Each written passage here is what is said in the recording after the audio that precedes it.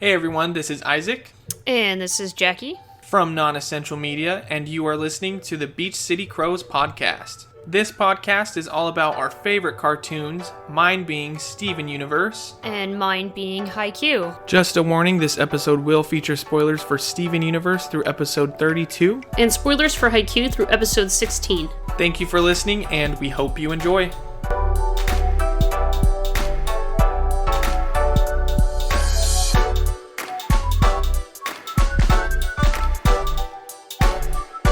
Hi everyone, welcome to the fourth episode of Beach City CROWS, where me and Isaac challenge each other to watch two of our favorite animations.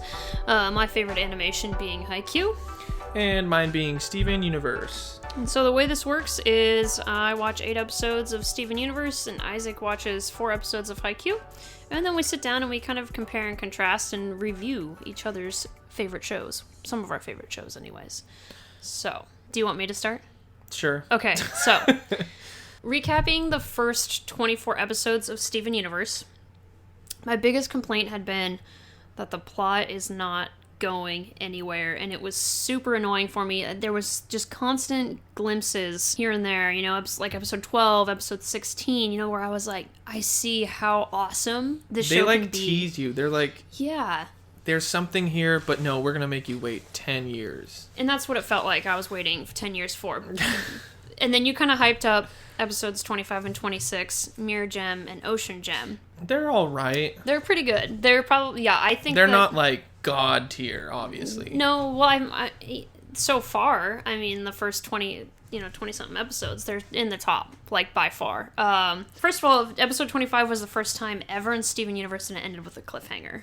Is it really? Yeah, it really is. All the other times, it's very typical Saturday morning cartoon where it just sort of... Blatant ending? Yeah, boom. It's 11 minutes, 11-minute journey in and out and you're done. Like, there's no overarching plot. This is the beginning of that. I can tell because even by the end of episode 26, it didn't really resolve anything. It didn't. Like, it actually left us with so many more questions. It finally opened up. A couple things from these 2 episodes, because it's probably going to be what I spend a lot of time talking about this episode. And I feel like I can't say this enough. The music for this show is so freaking on point. It's so good. They have this ability to, there's like singing, like Steven singing a song, and it's fun and catchy and lighthearted. But then they go into battle and it's like, it's on. It just intensifies. Yeah, instantly. And they do a good job of some shows, especially Saturday morning cartoons. The music almost overpowers the moment. I think one show that did it... 2 shows that we can say did a phenomenal job with music before this, Avatar and Korra. Me and you love those soundtracks. Oh my god, the drums at the end. Boom, so boom, boom, boom. good, so good. I think Steven Universe is on par with that, and which is huge praise coming from me, because I honestly believe Avatar had, like, hands down one of the best soundtracks I've ever heard from a cartoon show. Coming from someone that's talked to Jackie before about cartoons and being on this podcast with her, that she is not lying. I'm not lying. That is high praise. This episode had a lot of action in it, which was really, or these episodes, I guess you could say, which was really cool. I mean, we kind of know right away something's going to happen because you don't just, and luckily I watched it with you because you pointed out, like, so, you know, Steven gets this mirror and you're like, look at the gem, because I wouldn't have even thought. Really? Yeah. I don't think I did either. I wouldn't have even, like, if I was watching it, like, without that knowledge, I think I wouldn't have even thought that there was this cracked gem on this mirror. I just would have thought, oh, it's a mirror that has a crack in it, you know? Right. Wouldn't even have processed it. So it's already, like, in the very beginning of the episode, if you're paying attention, it's hinting that this is going to be a big deal, that this is not just a mirror. Well, it's weird because Pearl's just like, oh, here you go, play with this. Yeah. And you're like, what the fuck? It's like, what? Well, and I guess I'm trying to remember now. It's been a little bit since we watched these episodes, but how did Pearl not even think? Like, because she's, honestly, like, the one thing I'll say about Pearl, she's usually on top of things. Usually. And it's this one time where she kind of makes this slip up. And it was sort of a big slip up. Like, not sort of. A major slip up. This is a really big slip up. It's not sort of. It's a big slip up. Big slip up. But yes, lots of action. There was one scene, the way it was animated, obviously inspired by Dragon Ball Z. And I've noticed the more we get into this, the more anime inspiration that I see. And which, you know, I would say like 90s animation, anime specifically, that a lot of us grew up on. It was You know in Dragon Ball Z when they're punching each other and it's like the lines for fists? That's exactly what it was, and I remember just sitting there thinking, Dragon Ball Z. That's where they got this from. And as far as Steven being a good fighter, so it's the gems are, I really like watching them fight. They all have their own unique fighting style that fits with their character type, which I guess Steven being a terrible fighter fits with his character type. I don't know if you're going to get into it. Are you going to get into, like, their fight with each other when, Lapis creates, like, the clones of them and fights them? Yeah. And that's something that you see in a lot of different kinds of cartoons, especially action cartoons. They have to face, like, the mirror image of each other. Which I was going to ask about that. Lapis, is she very, super powerful or something? Because she did kind of create these water clones. I mean, out of the ocean, I guess, because that's really where this takes place, is a barren ocean. Well, later on you'll learn what her specific gems are made for, and it has to do with water, and a lot of it. So there's a reason why she can do the things she does. Like, she's probably, I feel like, a basic level Lapis too, because if you hear about what they're made for, it's like, holy crap. Okay, so I have something to look forward to then, because she, in the episode since, she hasn't reappeared. Yes. So it's kind of one of those things, those open-ended threads that I'm waiting for a conclusion. She coming back. I'd assume so. You don't introduce a character like that and then have them just disappear. That'd be really messed up. But I really liked that fight scene though. The choreography for that and the storyboarding, phenomenal. Again, like this show, and I'm a sucker for action cartoons. I like action more than I like humor, believe it or not. Because I think in animation it's much harder to do. Creating a super intense fight with a sense of danger and a sense of movement, like we've talked about before, is really, really hard, and it takes a lot of time. It's one thing to shoot a martial arts film live action. It's a whole other ballgame to sit down and try and storyboard this out. They did it. Like, they did a great job, and it's probably one of the top fight scenes so far that I've seen. Really? It is, I mean, yeah. Yeah, except for Steven using a squirt gun to fight his water self, which was the stupidest thing I've ever seen in my life. Yep. He was like, I'm going to face this thing of water with this squirt gun. Oh, wasn't Connie in this too? Mm-hmm. Yeah, this is kind of, Connie's now becoming part of the team. Yeah, this is like the first time you see her utilize Lion too. Yeah, that's right. And Lion, as I've seen in episodes since, is not just a lion. Which we'll get to that, I think. What episode is that? Oh my god, I can't wait to get to that episode because I know which one you're talking about. Yeah, but I have so many notes, and it's funny because I feel like the notes don't do these two episodes justice. But if I just to kind of recap all that stuff, but also they get to the top of this like water tower that Lapis made, and suddenly they're like in space, and that's when you kind of take a step back as you're watching the show, and you're like, hold up, like this is, yeah, it's like, are we in space now? Yeah, and you're kind of starting. What's interesting about the world building of this show, and that's the one thing I want to say they do a really good job of, is that they don't let you think that. Well, they start off by kind of like letting you think that, well, the gems are just here on Earth. It's just kind of this thing, and then they slowly start to put in hints, and that's what they've been doing, is hinting. This is the proof. Yep. This is the moment where they're like, there's something about these gems. They're not. It's not like Steven went and pulled them out of the freaking ground, okay, or Steven's dad or whatever. Like, yeah. They are. There's a whole other culture, a whole other entity around these things, and I think that this episode is the culmination of that, or these episodes. I consider them one episode because it really, you can't watch one without the other. It really is. I think they actually promoted it as, I think they advertised it as it was like their first ever 30-minute special. Oh, okay. Which is weird because other cartoons, it's like, oh, we already have 30-minute episodes. They're like, oh, you're a normal cartoon now. Yeah. But there's huge foreshadowing because they say of Lapis, she made it off the planet. What does that mean for us? And the response is, we'll have to wait and see. Oh my god, goosebumps. Yeah, no joke. And that was, to me, like I said, this is where I'm starting, because my complaint has been, nothing's going on. When is something going to happen? This is the reminder that they're doing it in a very unique way. They're not like, comparing it to Haikyuu, where every scene matters, every episode matters, everything is progressing the plot towards the next game, the next set, the next whatever. While with this show, it's really about the whole world, and you need to step back and be like, okay, it's not, yes, it's Steven Universe, but it's Steven's universe. I think I've actually heard Rebecca Sugar say that. It's Steven's universe. Yeah. So that, it makes it easier for me to go back and kind of appreciate more of what I've seen compared to having... And I completely changed the way I was watching the show after this, going through this batch of episodes. Instead of being, when is it going to... Why, judging the episode based on whether or not it progressed the plot, I took my shoes off, put my feet up, grabbed some popcorn, just enjoyed the episode. And I think that's helped me appreciate the show a lot more. So, I don't want to spend too much more time on episode 25 and 26. Wait. Can I say one thing about the fight scene? Yeah, say whatever you want. So if you noticed, I don't know if you noticed, when they were fighting themselves, Garnet was like the only one that was able to destroy hers. Amethyst was taken down by hers, and Pearl's was like... she was at a level playing field. Yeah. So it shows their status shows their power level. Their power level, yeah. That's a good point. That's just something I wanted to mention. And then Steven shot a water gun at a water entity, so that shows you where he's at as well. Yeah, he's kind of... I don't like him. Dumb. I don't. Which is pretty much what the next couple episodes prove, is how dumb Steven is. First of all, so in episode 25, 26, it's just one episode. In that episode, okay, Steven's dad, Greg, breaks his leg. And that's what and that's what the next episode is about. I laughed. You laughed that Greg broke his leg? You can't even get on with it. I don't like Greg. We've talked at length about how this show is all about issues with parents.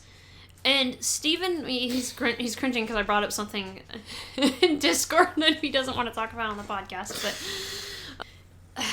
Greg is not a good dad, and I was listening to a previous episode as I was editing it, and I know I brought this up, but Greg is not a good dad, and I just can't get past how there's no good parents in this show. It's really alarming. It is. Everyone's just floundering as their parents are doing jack shit, or they don't have parents, or whatever. Like, Steven really doesn't have a dad. He doesn't. Greg's not a dad at all. And you can tell this episode, the one thing I'll say about this episode... It shows you that their relationship is at the point that it's at, and that it's almost irreparable. Like, Greg wants to spend more time with Steven. Like, that's the whole thing. So Steven, quote-unquote, heals his leg, and Greg's like, no, it's still broken, and it turns out Greg was lying. And the whole reason he was lying was that he wanted to spend more time with Steven. Well, yeah, because, like I said, I don't know how old Steven is. I've just been assuming he's 13 years old. I think 12, 13, around there. He's a child. Yeah. Who is training, like, literally, there's a line that says, where Greg says, won't I get in the way of your training? So, obviously, that's all he exists for, is to be a gem, and to save the day. Save his universe. The one thing I will give this episode credit for is the theme was that doubt can ruin talent. Because after Greg messes with his own son's mind, like the asshole that he is. Oh my god, yeah. Steven goes into doubt, and he loses his ability to heal. And I think that's a very powerful message, if, number one, don't let yourself doubt your powers, but don't make someone doubt who they are and their talent. Like, that can really destroy someone when they do have the talent there. But you, coming from your own dad, like, that's crazy. I know, and that's the thing, is, like, I don't like...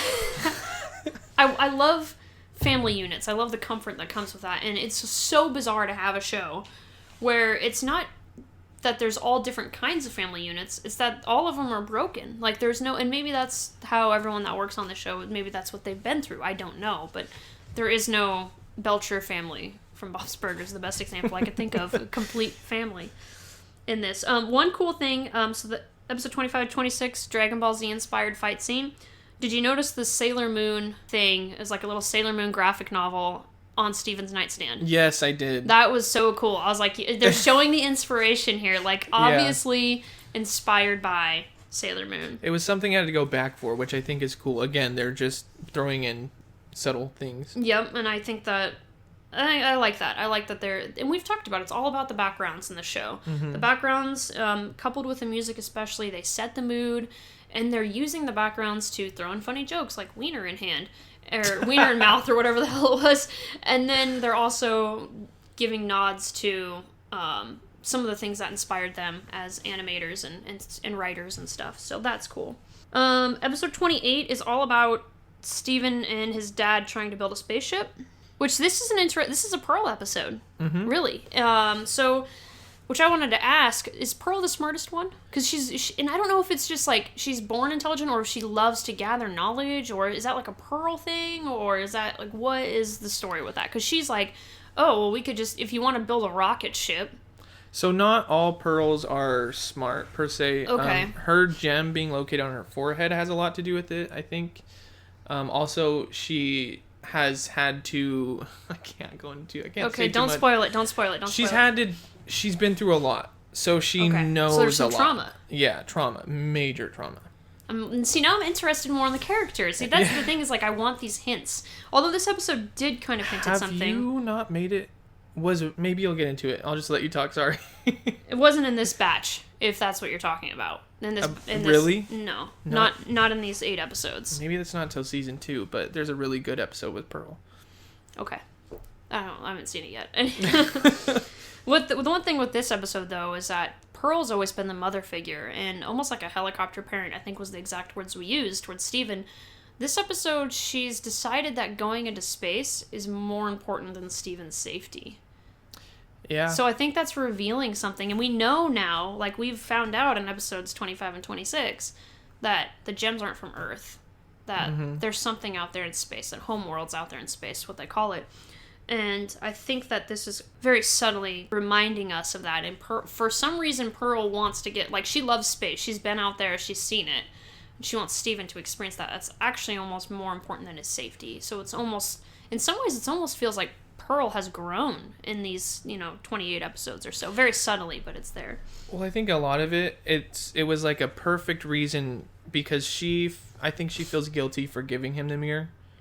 Oh, yeah. And I think it's like a perfect reason for her to be like, Steven, we need to like start doing bigger and better things in space, because there's a lot more that's going to come.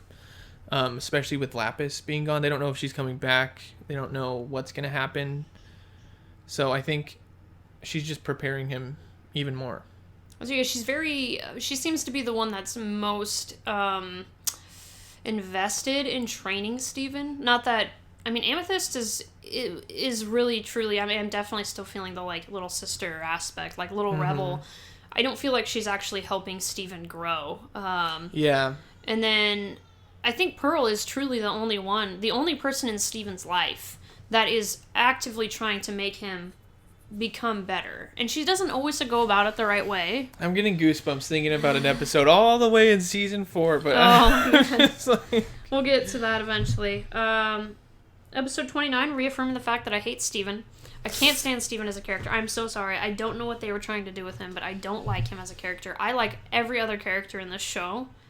Not every other character. Some characters I like less than Greg more than Steven? No. Both of them are bottom tier at this point. My issue with Steven is he's so stupid, and he hasn't gotten any smarter in these 30 plus episodes that I've seen. One thing I did want to mention, sorry, not to go back to the 25 and 26. No. Let's, like I said, if that's all we need to talk about, that's all we'll talk about. Like, those were great episodes. So, I'm going to call it one episode like you did, because it is. In that episode, Steven, this is the first time he questions the gems. Because this person, or this gem in the mirror, is like, they are not who you think they are. Yeah. Look where I've been trapped, That's right. Like, what happened? She doesn't really go into detail, but she's like, just basically question them type of thing. And it's so far that really hasn't come to fruition in these episodes, but I think part of that is Steven's character. Like, he's not going to immediately turn on them and see them as evil. I think it's planted a seed maybe in his head, but at the end of the day, like, this is his family. And he's still going to go to sleep at night believing in them and trusting them. But somewhere in the back of his mind, that thought is definitely brewing. So that's a good point. Exactly. He's still stupid, though. I don't understand how they can write such an unlikable character. Like, I don't like Steven. And I hope this changes. But he is so dumb. He's just dumb. And so this episode, he forms a secret team with Pearl and Amethyst because they bust a bubble of jewel shards everywhere. I don't know what the fuck was going on. They bust a bubble. And they didn't want Garnet to find out, so they formed a secret team, and Pearl and Amethyst didn't want to be part of a secret team because they're not children, so Steven made a big deal about it, and it just feels like... I have to remind myself this is a Saturday morning cartoon. I have to remind myself this is a show that is for 10-year-olds. But then again, there's like a lot of story aspect to it later on, so it's like, what were you guys trying to do? That actually means something later, because I wouldn't have got that from the episode at all. No, I'm just saying, like... Oh, you're talking about how there's some episodes where there's, like... Yeah, it's, like, super, super story-driven. Like, some of the episodes you think could be on, like, a different channel. Like, you know, it's for, like, a older audience. But then a lot of them in the beginning are, like, just your average Saturday cartoon. Yep. No, absolutely. I agree. Which reminds me of episode 30. Which was a Lars and Sadie drama episode. When are these two just gonna fuck? Like, just get it over with. I'm so sick of it. It's like... Or Sadie needs to go find somebody else. Like, I don't know what her Sadie needs to cut... She needs to cut the cord. She needs to cut Lars's earlobes off. She needs to cut the umbilical cord.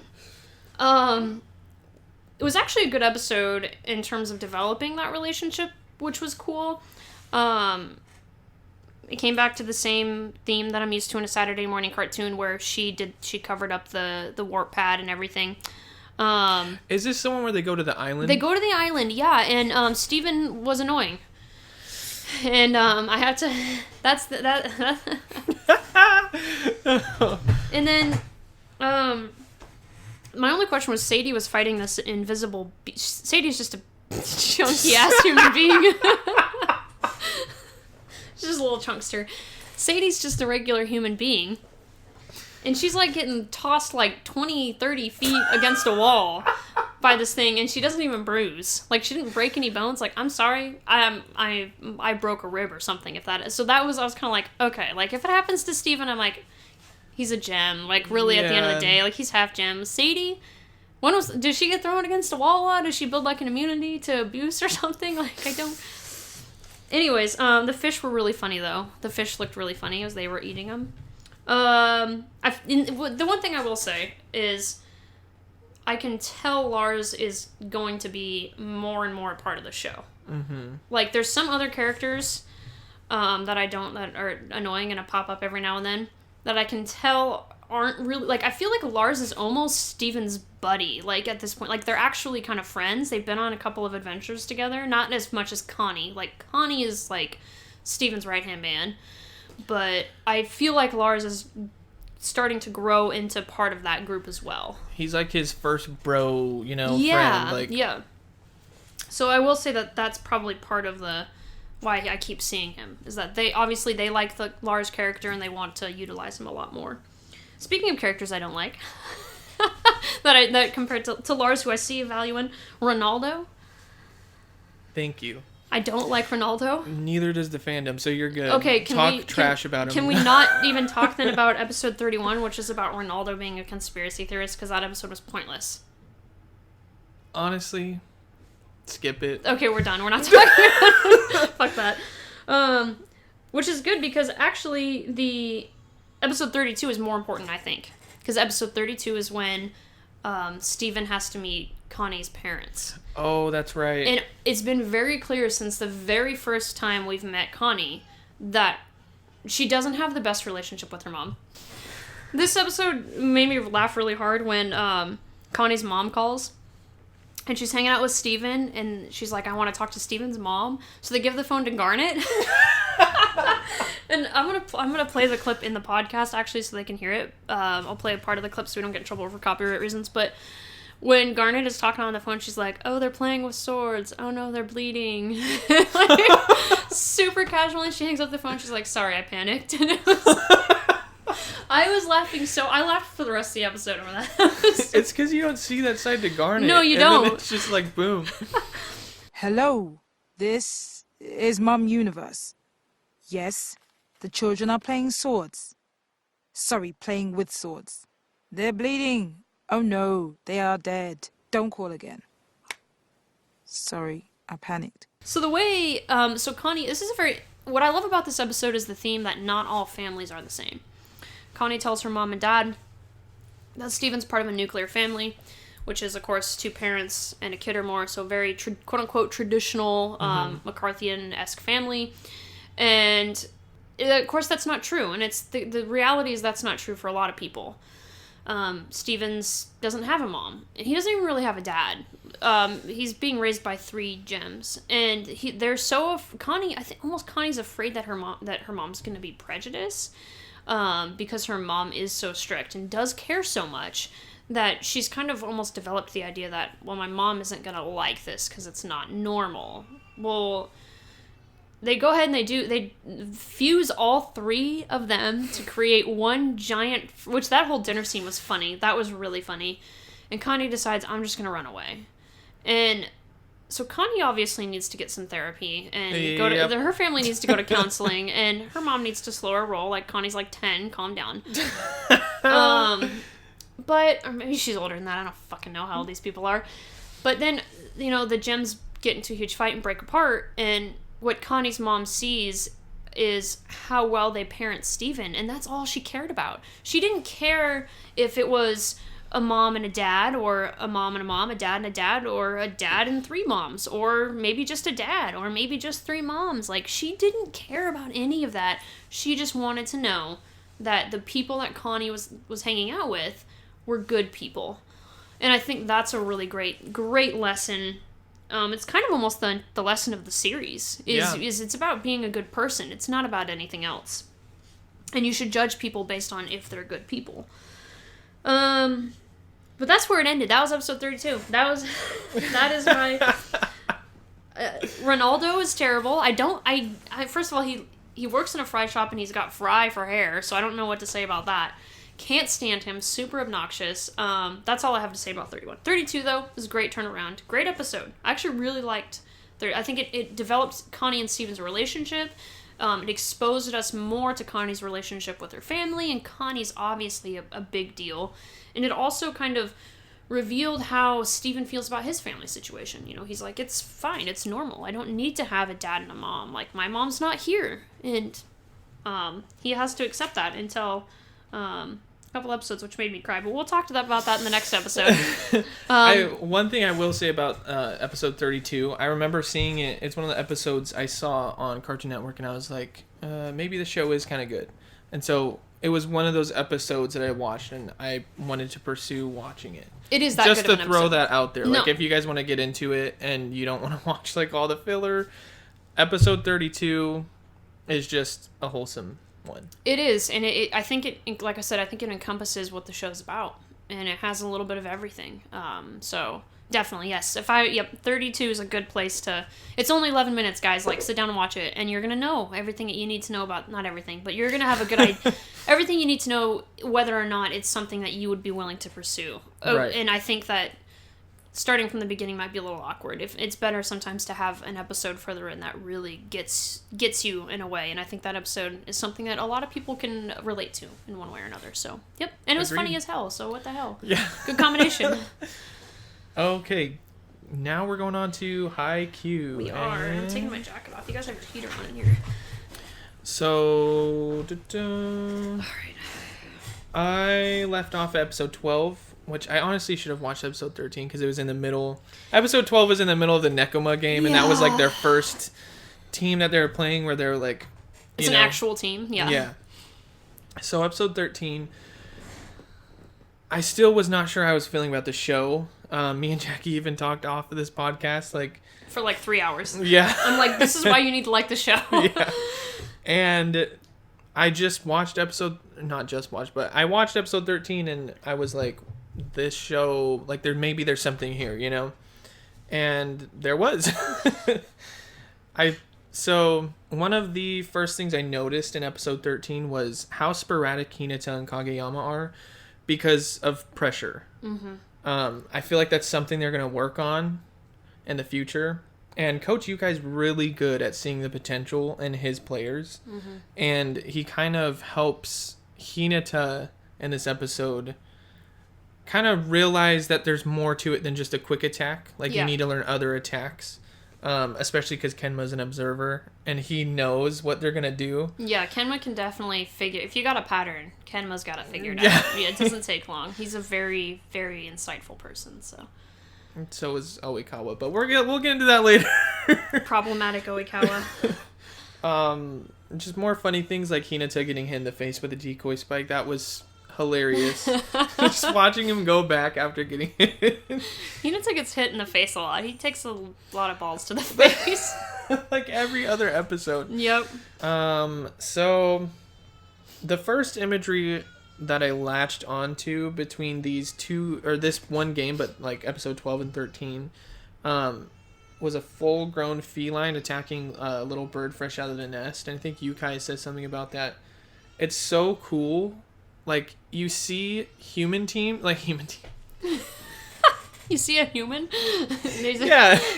You see them on the court, right? Mm-hmm. Like, they're a team. Mm-hmm. But then you see almost like their mascot, in a different imagery form, if that makes sense. Yeah, no.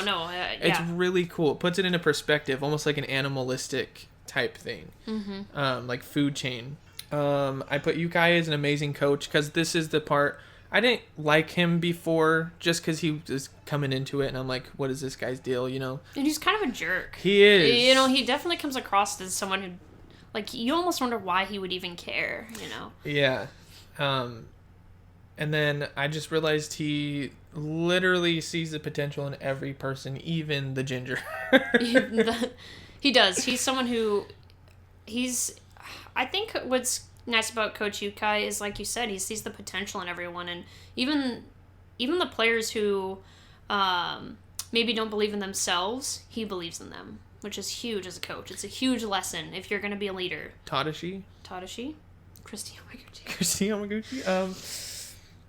I got goosebumps. Hinata Button spikes that ball.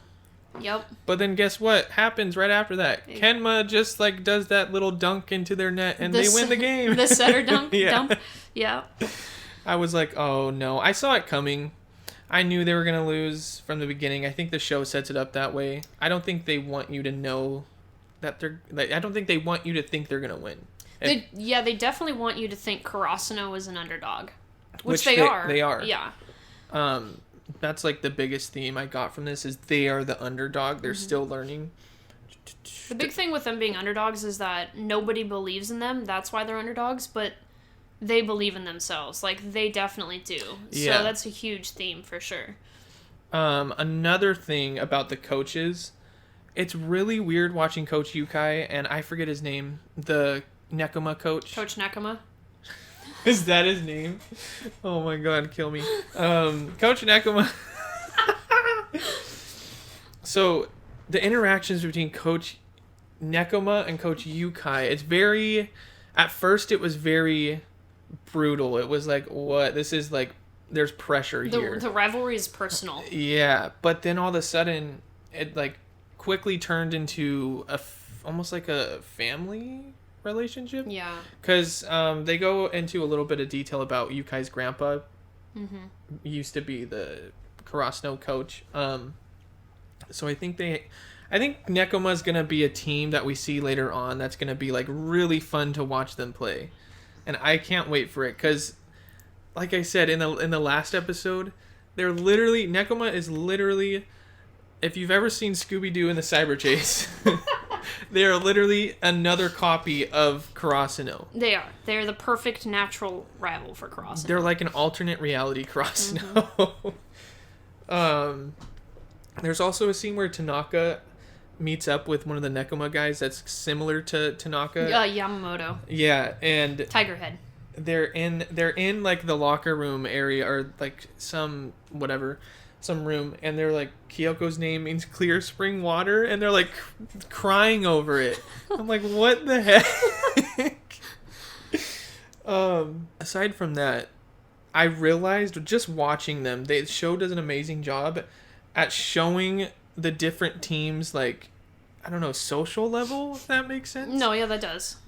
Karasuno is the most socially awkward team I have ever seen, because Nekoma's congratulating them, and Karasuno's pissed that they lost, and I'm like, come on, guys. This team won, they could have easily been douches about it, but they're congratulating them, you know? Yeah.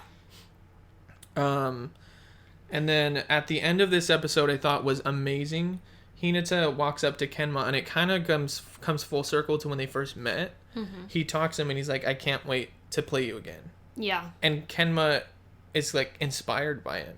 Yeah, Kenma feeds off of Shoyo, for sure. They feed off each other in a way. I almost feel like that Kenma is the real rival and the real antagonist, in a way, for Shoyo. Yeah, specifically Hinata, though. Yeah. But that's all for episode 13. Really great episode. And then after this episode, it just like blew up into a whole other show. Suddenly the show actually started after this. Suddenly. You've been watching the prologue. Now the show's getting... Yeah, that's exactly what it feels like. Yeah, unfortunately. It's a very slow-moving first 13 episodes. I will admit that, absolutely. Yeah. Episode 14, right off the bat, we get some imagery. Karasuno are known as the wingless crows. Yep. The feathers falling. Yep. I was like, dang.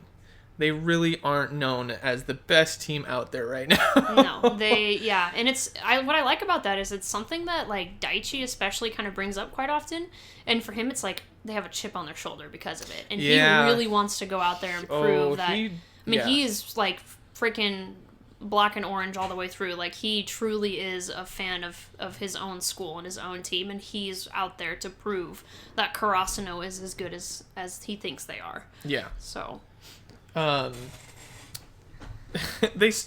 one thing I thought was really, really weird about this episode is Daichi's in it a lot more when he wasn't before, which I was fine with because one of the things I didn't like previously about the last 13 episodes is Daichi wasn't really in it. Yeah, he's kind of the quiet foundation more than anything. Yeah, and in this one we actually understand a little bit more about him. Mm-hmm. There's a weird scene with him and another player from another team. They used to go to they were in middle school together, and they went to different teams. Yep.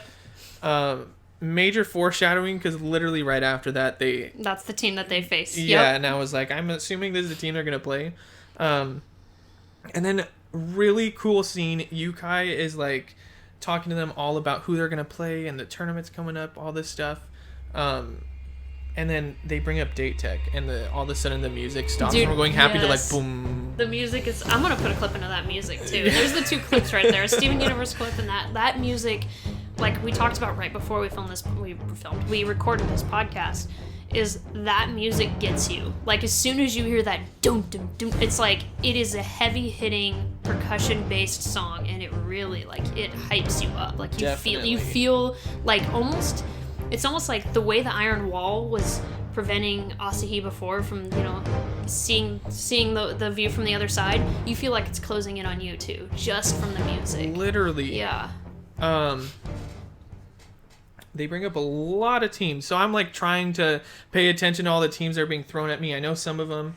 Shiratorizawa, yeah. They heavily foreshadow that team, and I'm like, wait, are they gonna play them soon, or what's gonna happen? They will play Shiratorizawa at some point.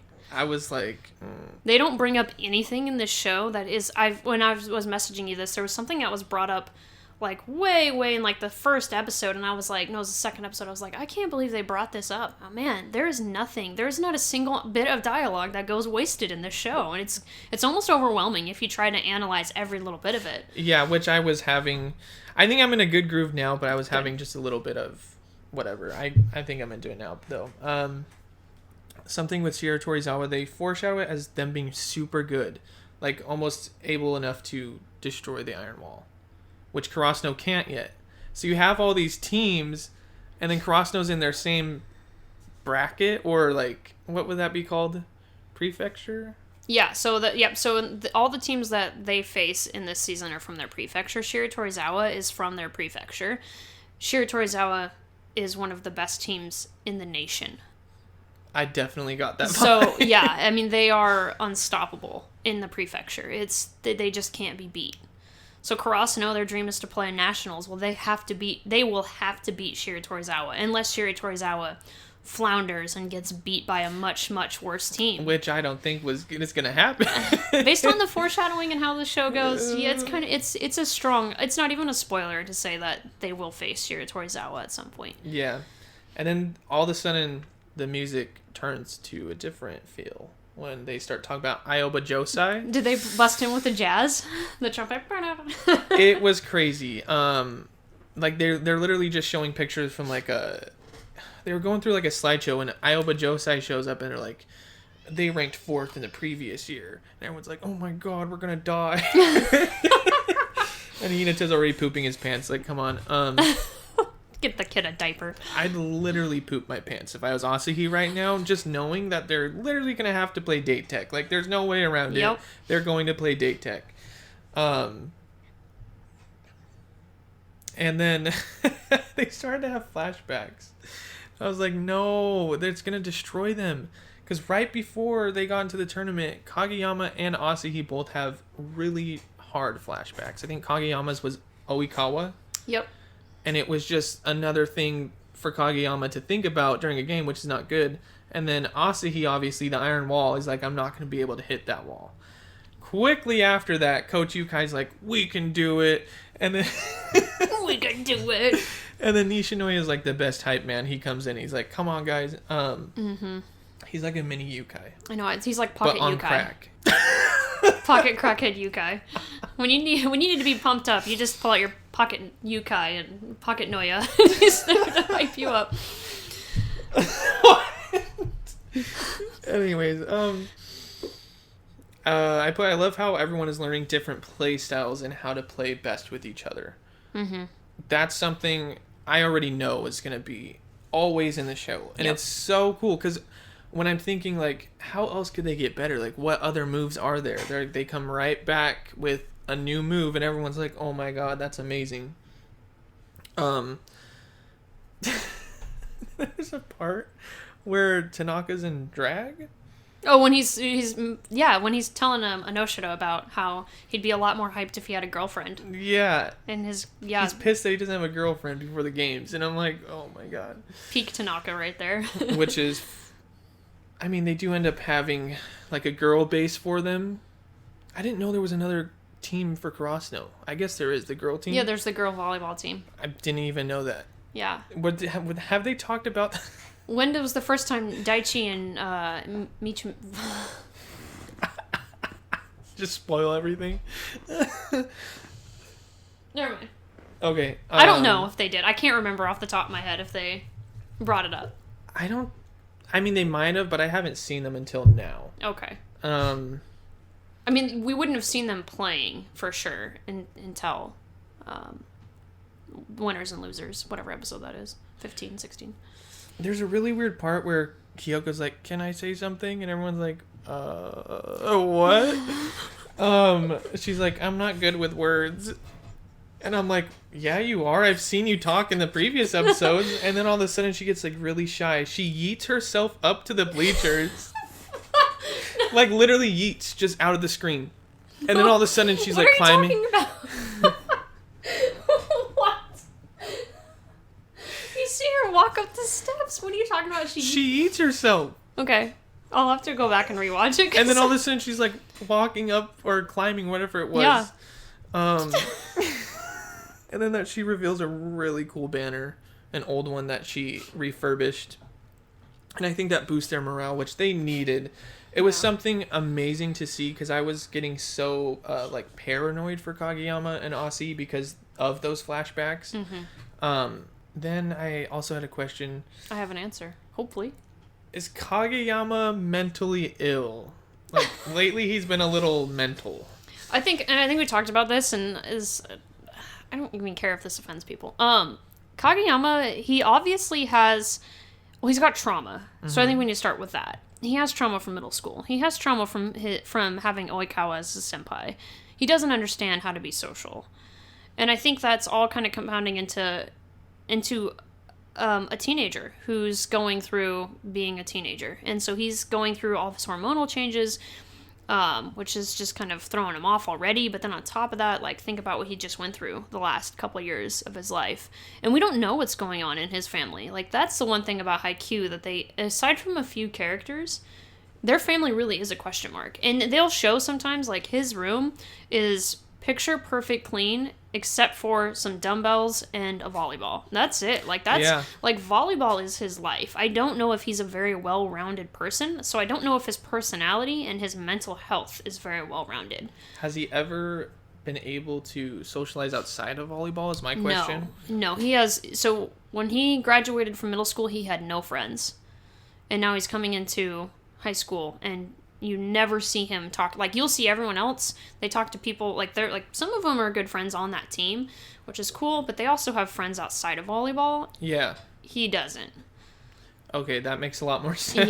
He's got some, I think he has to, I think he still has a lot of maturing to do. But he has to get past what happened to him. And, I mean, he can, for him, the only social interaction he needed before was a volleyball team. And when they turned their back on him in the middle of a game, that was like the ultimate betrayal. So he's got a lot of emotional and mental issues to work on. Yeah, which I'll talk about in the next episode. Sure. But there's a lot that goes on with him. Mm-hmm. New outro, amazing. Yes. Foreshadowing a new intro, which I was hyped for. Yes. Also pissed that the old intro 1, was ending, because I really loved that one. It was a good one. It was good. So episode 15, it starts out with the third years walking on their own. And I was I love those three together. They're so great. I literally put third years seems so wholesome. They are. They're like three best friends who just like have each other's back, and they have that like very realistic banter. That's the one thing I want to say about the dialogue in Haikyuu, especially when you get moments like that, and especially between those three. It's like I've had those conversations with my friends. So that's the one thing that I really like, is it felt very natural, and the dub did a great, and the scripting of the dub, the localization of it, as well as the voice acting itself, brought that scene home, definitely. Mm-hmm. So, yeah.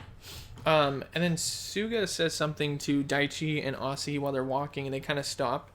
And I think he says something along the lines of, like, we need to incorporate the first years more in our team.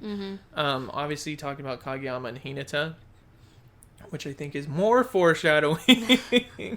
The show never stops, like you said. Every little bit of it, it's important in one way or another. It's almost overwhelming, like I said. If you try to pick apart everything, you will find something. It's just kind of annoying.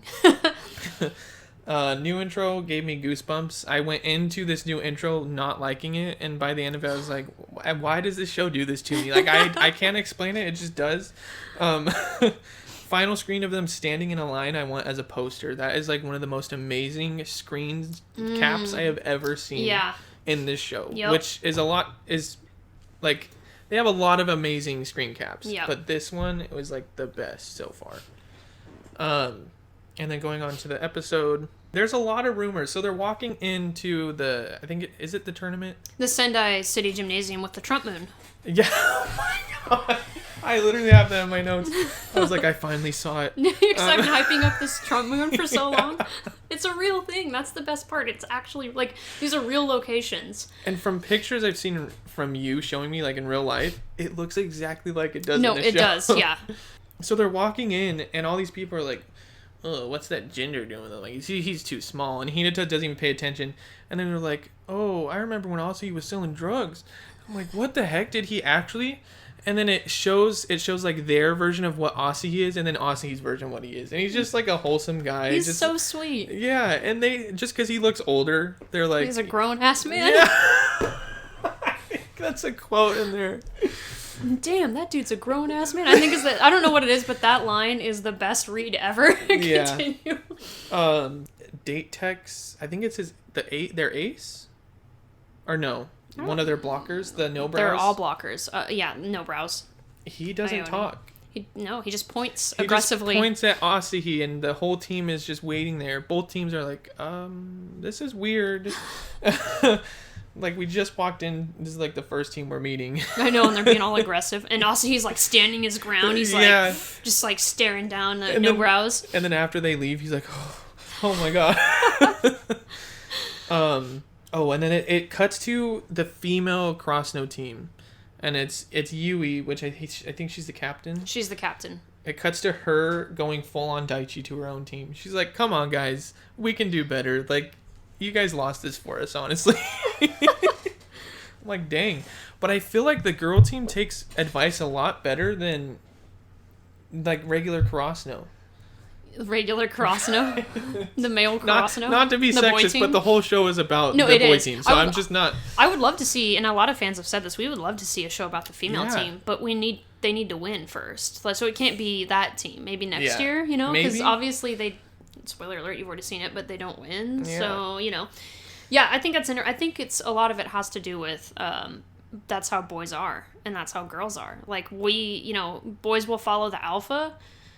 Daichi's way. What's interesting about Daichi, and it's interesting because as a viewer, so in the show they're always like, "Oh, Daichi's so mean. He's mean. He's mean." But as a viewer, I was like, "This is didn't get what that. a sweet kid." Is Yeah. the vibe that I got. He's He's trying to better his team. yeah, he's strict and stern because he's a captain and he has to look out for his team. But at the end of the day, like there's something about him where you're like, "This is just a true, honest to good guy." Like there's nothing negative about him.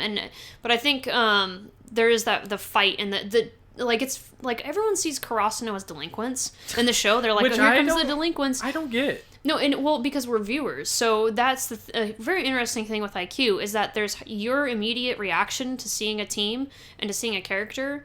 Then there's how the people in the show react to that team or that character. And then there's the truth about that team or that character. So there's 3 different sides. Yes, minimum 3 different sides. As they peel back the layers, your opinion will change, but that first impression you have is huge.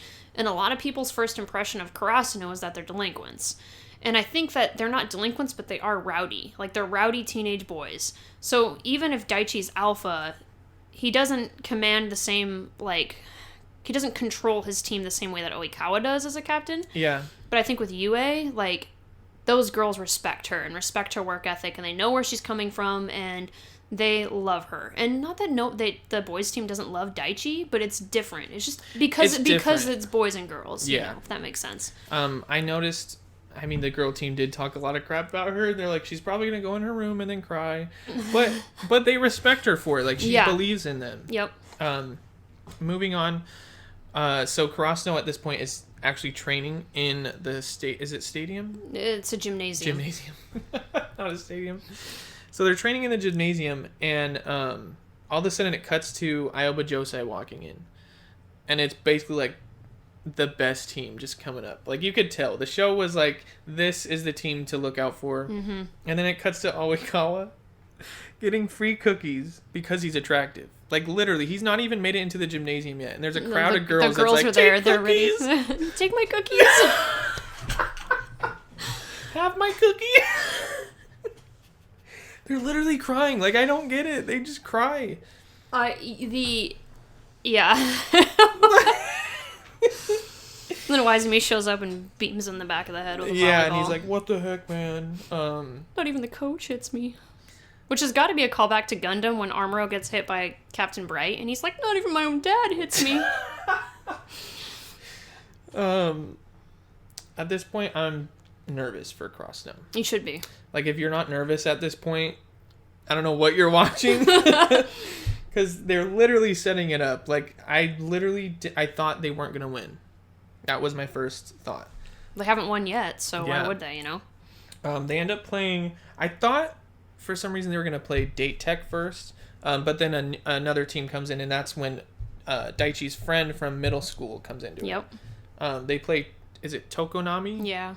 I didn't know how to feel about this team because they were all short. Like, they weren't really good from the first few plays. Well, and I think in the very beginning when they're talking, they talk about they're actually like looking at the bracket, and they're like they've never made it past the first round, and they see they're playing Karasuno, and they're like, well, Karasuno hasn't been very good. They're the wingless crows. Maybe we can get past the first round for the first time. So they're not a good team. Like if Karasuno is underdogs. This Tokonami team, they're irrelevant, like, honestly, in the grand scheme of things. But it's the fact that, kind of a reminder that Karasuno, while there's a lot of rumors about them and there's a lot of talk about how they've fallen compared to their old glory, they're still not the worst out there. Yeah. I mean, they're pretty bad, though. Yeah. Another quote from the show, "These crows can fly." Hinata flies into the air and spikes the ball. Like, the whole room is in awe. Yep. And I was like, this is what Hinata needs. Like, this is his moment. Yep. Get him hyped. Again, got goosebumps because it's this show. It happens. It's a very goosebumpy show. It's a very goosebumpy ride. Oh my god. Okay. Oh, anyways, also when the crowd's cheering, Oikawa he looks so excited for Hinata. And I just got this vibe that's like, okay, maybe this guy wants a challenge. That's why he's like excited. He's like, finally a team, I can play against that's not bad. Not the reaction I was expecting from him. Because you're expecting when he walks in, he's like, they're the star team, That's what the show makes you feel. And you're not expecting him to be excited for them. You're expecting him to be like, either not react at all or like, oh, I'm kind of scared. But he did the total opposite, which I thought was kind of creepy. Imagery, Hinata looks like a diving crow when he falls after hitting the ball. Yeah. These intros keep getting more lit. The hype continues with the intros, I promise you. It just gets better and better and better. The third season intro is top tier, one of the best ever. So much imagery, the song is perfect. Oh, I can't wait for you to get there. Wait. You're a couple months away, but when you get there, I'm very excited. And then going into episode 16. So, Daichi, apparently I said, is the purest player on Karasuno. I stand by that still. I think, yeah, Daichi is the most well-rounded. He understands the fundamentals of volleyball. He can do anything. His defense is definitely his strongest point, but that doesn't mean you can't put him anywhere. Like, he's not gonna... This is the thing about Daichi, is that you have a great libero with Nishinoya. You have an ace with Asahi, an up-and-coming ace with Tanaka. You have a decoy with Shoyo. You have a great blocker with Suki. You have probably the best setter, I don't know, on the fucking planet with Kageyama. But Daichi can do all of those things. And he's not going to be the best like everyone else is, but he can do it competently. And that's so big to have that kind of a backbone for your team. Yeah, because a lot of people can just specialize in one thing. He can do all of it. Yep. And he's constantly trying to better himself and the team. He is, yeah. So on top of all that, he's literally the purest form of a volleyball player. Yes, he is. And like I said in the very first episode of this podcast, appreciate Daichi. Because if you don't, you miss out. You miss out on a great really character. do. He's a very fun character. And I'm glad they dived more into him in these 4 episodes. Absolutely. And even later on. Tokonami sucks so badly. They are really... bad. They get fucking crushed. Like, I felt bad for them. It's awkward. It is. It's awkward to watch. Because you're like, you want Karasuno to win, but then you're like, man, they're really beating them so badly. Yeah, it's like that secondhand embarrassment that you feel for that team. Yeah. And then they also play, I think it's the second set for Tokonami. Yep. Kageyama single-handedly gets the first 5 points. Just boom. From his serving. Yeah, just serving. Yep. I think at this point they've given up. The other Tokonami's like, you know what? We're dead. Like, we're not going to win. Also, at this point, while Karasuno's winning, it also shows the girls' side of things. They're horribly losing. They foreshadow this because when she's talking to Daichi in an earlier episode, she talks about how she can't get them to practice and she can't get them. And it shows you the dedication level, the difference between the boys' team who really, really want it. And a part of that is Daichi and his attitude. Like, he wants it from the core. And then with her, it's like, she wants it, but it's not like... She wants Daichi more? Like, I don't know. It's so awkward. I don't know. That's the only way to put it. It's like Sadie and Lars. They just need to fuck. They just need to fuck already. Like, she's not as obnoxious about Sadie as Sadie is. Because Sadie's like, I'm going to trap you on this fucking alien planet and potentially have us die. While Yue's just like, we should just go to the locker room together real quick and get this over with. But... Oh my god. But that's the fundamental difference, and I think it shows why Daichi is such a great captain. Because it's not that she's a bad captain, but what elevates Daichi is that it's from the very, very bottom of his heart, he wants Karasuno, everyone on Karasuno to be, and whatever it takes, and he's going to make sure it happens, and he instills that confidence in his team, and she doesn't. So another thing about that scene, I don't know why I didn't mention it, but when they're talking, Daichi's saying stuff like, you just need to believe in your team, like, you just need them to practice more. He's not saying anything other than that, and how she's taking it is like, in a weird, she goes off into like a weird direction. Like, she's taking the advice, but like you said, she's not really, like, it can go either way for them. She's not like a all or nothing person. Yeah, you can tell that she's at the point in her life where volleyball is important to her and being successful is important, but she's in her last year of high school and she's got other things. She's not going to become a professional volleyball player. She's not going to go play volleyball in college, probably. Like, this is it for her as an athlete, and she has other things to do and other things to focus on. And for Daichi, volleyball is life. Ball is life. Ball is life, man. It's just so sad for the Krasno girls and Daichi's friend. Like, this is a sad day for Daichi, but it's also an amazing day for Daichi. Yeah, but I do love the monologue at the end. And they just nailed it. The Daichi's friend's English voice actor just absolutely nailed it when he's giving that little monologue about how, like, if we were the main characters, then it would be us going on to nationals. You know, if this was a TV drama, we would just be some minor character, some throwaway team. And they're both like, if, you know, and they have that, the regrets and the doubts that if I would have just taken one more step, if I would have dove for one more ball, if I would have sweat just a little bit more, wanted it a little bit more, maybe I would have won. Mm-hmm. But I didn't. And so there is that regret, but there's also the appreciation that they had the opportunity to play this game. And I think that's something that is kind of a theme in Haikyuu, is you're going to have regrets if you don't succeed, but you should appreciate that you even had the opportunity in the first place. I finally saw the meme moon. You saw it. I paused it just to write that, and I was like, yes. There it is. You've seen the pinnacle of the show. Yes. It's over. We're done. Felt that. Yeah. You I got that energy. The very core of you felt the Trump moon. Which, by the way, I have to draw. Like, there's no... No, you do. I hope you do. Again, is Kageyama mentally ill? We kind of went over that. He sees Hinata's minutes of fame as a weapon against other teams, which I understand. But for Hinata, he doesn't see it that way. And Kageyama, like you said, he's a little bit socially awkward. He doesn't know how to express that it's a good thing for Hinata in the sense that it's like a weapon. Yeah. But Hinata's just such a happy guy. He doesn't really see it that way. Mm-hmm. Suga coming in with the hype for Kageyama and Hinata. Sugawara is like the true bro of the team. He really is. He wants these guys to succeed more than they do, in a way. Yeah. Which there's a lot of that on Karasuno. Like, every single one of them is like, they're a real team. We need to win. Yeah, they love each other. It's great. And they only grow closer and closer together, so. I can't wait for that. Nishinoya's got their back. Again, literally, another person. He even says he it. He is the backbone. Yep. I feel like this is setting up for a good morale for Date Tech. Like, this is perfect. This is what they need. They need more of a morale booster. Yep. Especially because of what happened last time they played They Date got Tech. crushed. I think at this point there's more foreshadowing of the Iron Wall, and you're like, oh crap, it's coming. They do a good job of, like I said, like almost like it's closing in on you. Yeah. And you get that feeling. Something I forgot to mention when they were saying goodbye to Daichi's friend is his friend says, even though we lost, we're still going to be rooting for you. Mm-hmm. And I think that is an amazing thing. Yeah, absolutely. It shows that they're not, like, bitter. That they Compared know... to some of the other teams that they face, there's a lot of, like, we're going to get our revenge. Yeah. And he's kind of like, we lost, it's okay. Yeah. Can't get our revenge, we're done, so...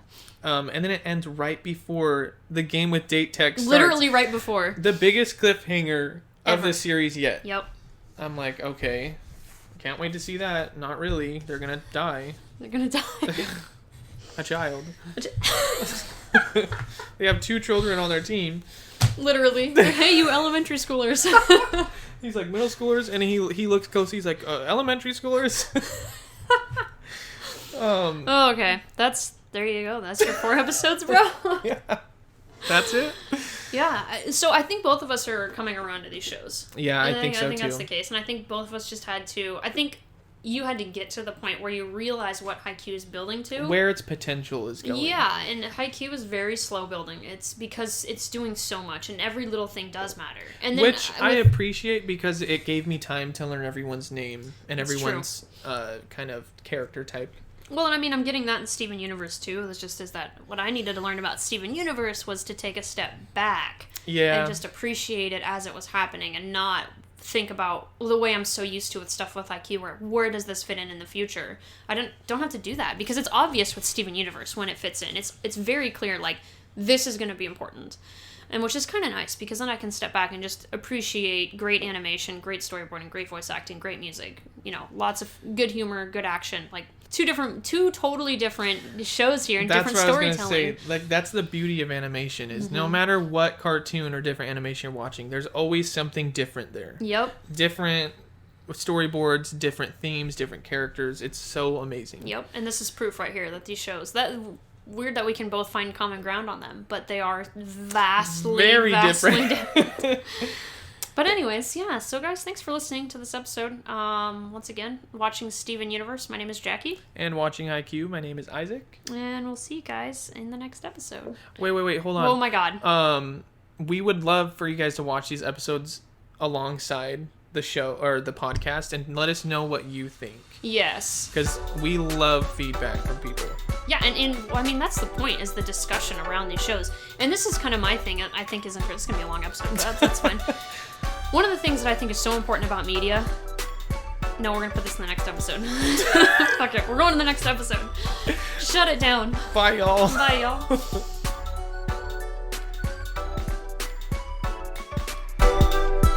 Hey guys, it's Jackie. And Isaac. From Nonessential Media. We just want to thank you guys so much for listening. And if you'd like, feel free to subscribe to our YouTube channel or our Patreon. And we want to hear from you guys. Let us know what you think. Let us know if you're watching along with us and what your thoughts are. You can find us on Twitter at NonessentialM. We're on Facebook as Nonessential Media. We're also on Instagram at Nonessential Media. Check out our website, nonessentialmedia.com. So check us out. Thanks again for listening. We truly appreciate every single one of you. See you guys next Saturday for a new episode of Beach City Crows. Bye. Skibbly babbly bop.